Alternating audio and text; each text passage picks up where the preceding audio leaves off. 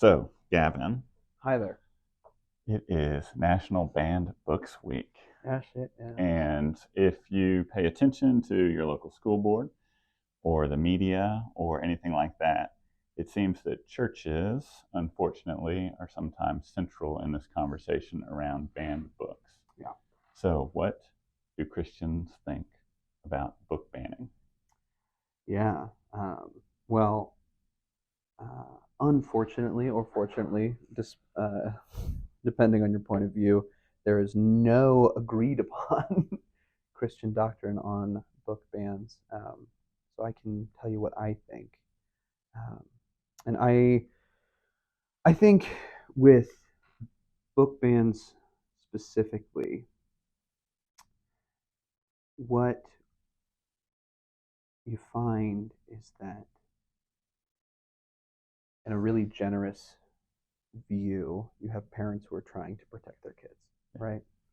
And protect them from what totally depends on the parent.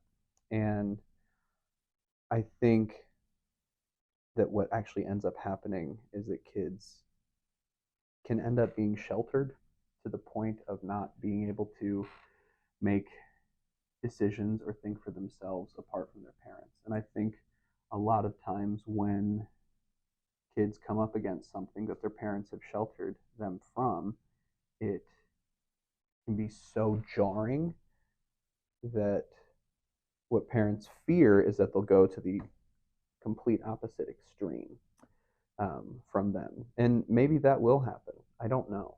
Um, but I think what happens a lot is fear turns to anger, turns to hatred, turns to potentially in some cases, violence.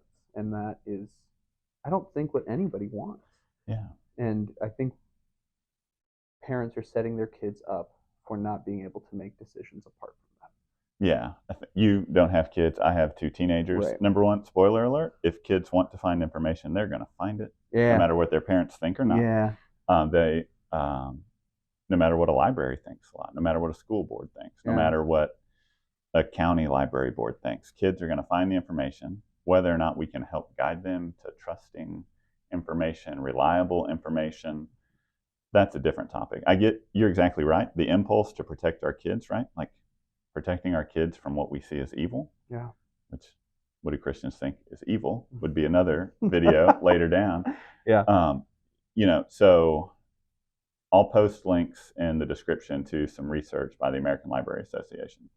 Forever, about 300 books a year have been challenged. Sure. That's what starts Yes. it. Last year, or 2021, the last 2 years ago for the data, there were like 1,800 books challenged.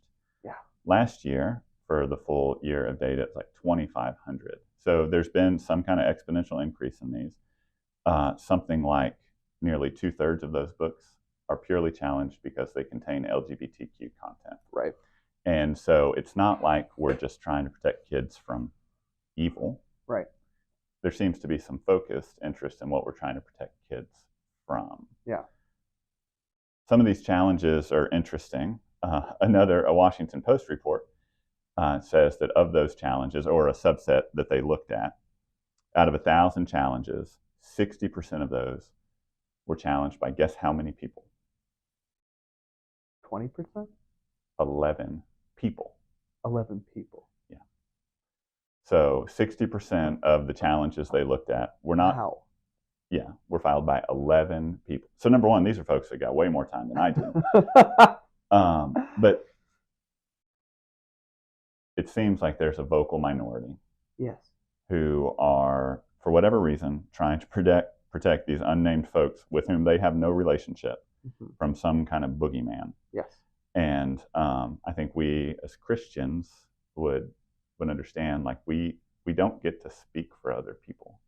I think Scripture's kind of clear that, like, you take Paul when he's standing in front of the Areopagus, right? Like, he uses the language of the culture to proclaim God's good news. Yes. He doesn't say, oh, these guys that you hear about, you're poets, they're evil, and you shouldn't read them. It's like, there's good stuff in there. Yeah. Right? And how can we see God's love? How can we see God's truth in stories of Yes. diverse characters and Yeah. stories that tell the truth about who we are as a people. Yeah. So where I come from as a Christian, as a parent, I don't want my kids to think every book has to have a straight white boy as a main character. Right. Right? Books are a mirror, right? I want my boys. Yeah. It's really easy for my boys to see themselves in books. Yeah. For other folks, it's not as easy because Right. those aren't in there. But books are also a window, right? And so, like, you can experience, or at least read of an experience of someone who is different, and there's a way to engage that. I think Jesus would agree with. I think the totality of Scripture would say understanding other people's experiences, yes, is a good thing. I mean, even just the simple fact that God became a person, yeah, like, is evidence that God is at the very least up for experiencing something different. Yeah. You know, and books are windows and mirrors. I love that because, like, not every person that reads is a straight white boy. Not every character is going to be a straight white boy, and because, like, that just doesn't reflect the reality of the world. And choosing to close ourselves off from parts of reality or make decisions that other people ought to be closed off from parts of reality that make us uncomfortable or aren't true to our own experience is just, it's not in line with reality. Yeah. And you see what the challenge is outside of LGBTQ challenges. There's books are too violent, books are too graphic, there's too much sexual content, there's this and this and this and this. You know what book has all of those? It's the Bible. The Bible. Yeah. And it gets challenged, and it's really funny when a book like the Bible gets challenged. The groups in school districts that process these challenges move very, very quickly. They're like, oh yeah, we reviewed it, it's back on the shelf. There's other books that maybe aren't so generously approached, and so they just sit there in book purgatory for too long. Yeah. But yeah, like a kid's going to open up the Hebrew Bible, like, there's incest in there. Oh yeah, in a or scary there's way. Brothers killing each other. Yep. Or there's all these things. Yeah. We don't see that as a guidebook for now. My kid's going to learn how to do that. Correct. Yeah. That no kid's going to go to the book of Judges and be like, this is how you interact with other people. No, there's an understanding that, like, this is not, like, to see a book as prescriptive instead of descriptive, or seeing that a book has to be prescriptive, that this is how things are done, is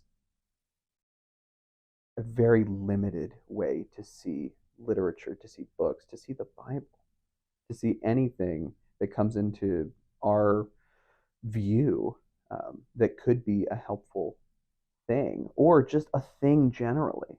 To think that it has to be, this is the way things ought to be, just because things are a certain way, doesn't mean you have to agree with it. But it also doesn't mean that you have to completely throw it off the table just because it's not your experience. Yeah, we can be. It's a good thing for us to be challenged. I think I want to close. You mentioned it yesterday when we were talking. We have this Tuesday night book group, right? We're reading great literature. I don't know that any of these books have been challenged, but there are great pieces of literature that are challenged. So we're reading Karen Swallow Prior, who's an evangelical. She's an English professor. She's as smart as can be. All of that. What does she say about reading books? So she has this really great line that she says, you ought to read promiscuously. And that is meaning that you ought to read quite widely, and you ought to just take in what there is, because it can be a way of vicariously having an experience that you don't actually have. It can be a way of learning virtues that she talks about. You can learn temperance, you can learn prudence, you can learn justice, you can learn courageousness, faith, hope, love. You can learn all of these great virtues, and you can learn her big thing, at least the first chapter, was all about temperance, and how, what is temperance but wisdom in action, and learning where your boundaries are, but learning that it's not in the extremes. Like, it's finding a balance somewhere, and taking books off of shelves because we don't feel like they represent us or what we believe. That's an extreme. That is an intemperate way of being in the world. I think that's a good place to end. And so, yeah, this week of all weeks, go out and read banned books. Yeah, read your banned books. You don't have to agree with them. You should read them.